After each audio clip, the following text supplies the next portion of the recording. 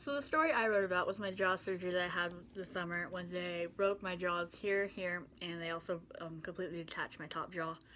And that was going to be a 2 month recovery process where I wasn't going to be allowed to eat solid food, so I just have to eat through a syringe, and speaking would be more difficult, and breathing in some senses. But I remember the part that I remember most from that surgery was waking up. I remember waking up and not knowing what was going on and just being very, very lost.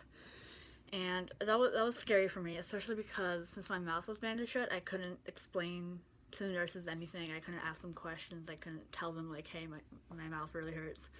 And that was scary for me because usually I'm able to express to them that I'm in pain or I'm scared. I need them to help me, but I didn't. And there was a lot of stuff going on when I woke up from this one. I had 3 IVs this time. Usually I only have two, and one of them was in my wrist it was an arterial, I think, and it was very uncomfortable the way that the tape was and how deep it went, and it was also the way my face was very swollen, so the way that I was resting my head, it felt like I was choking, and the gas mask that I had on, I remember the fog coming from the oxygen was getting into my eyes, and I was having trouble keeping my eyes open for longer than like a second. And my hairband that they used to pull my hair back felt like it was stabbing my head.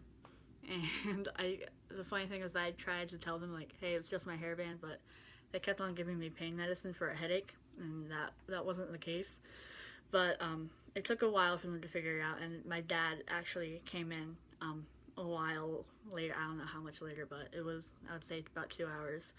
And he came in and he figured out that my hairband was the thing that was hurting me because I had been trying to act out like writing, but the nurses didn't pick up on that. So he figured it out, and my mom figured out like how my neck was actually wasn't comfortable for me and stuff like that, and so my parents were both there to help the nurses figure out what I was trying to say, which was very, very calming for me.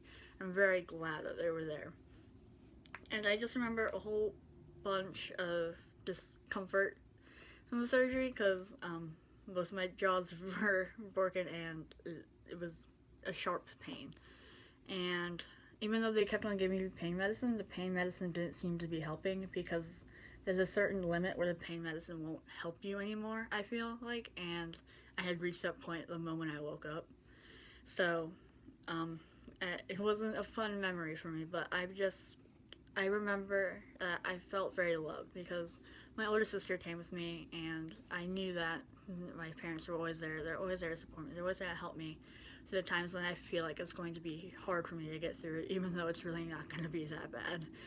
And this was one of those times where they put up with my wimpiness, and they just did anything that I needed them to. They helped me feed myself when I really could have done it myself, but I was just too tired to.